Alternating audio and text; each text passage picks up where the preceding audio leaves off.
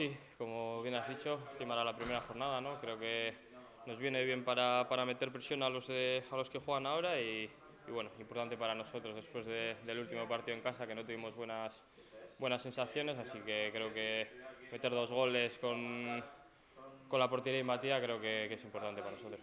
Aunque sea en un momento deberían tratar mejor de apretar, pero por deseos, no en los batedores que son buenos.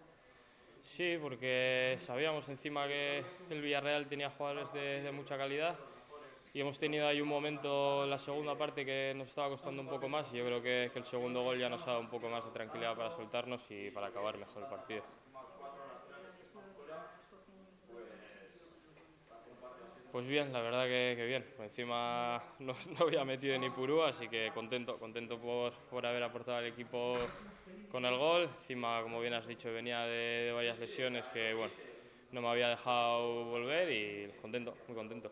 Jornada importante y el equipo se termina apoyando con mucha responsabilidad. Muy importante. Volver a encontrarnos con las buenas sensaciones en casa, volver a dar a la afición un buen partido y creo que nos tiene que dar fuerza, ¿no? para seguir.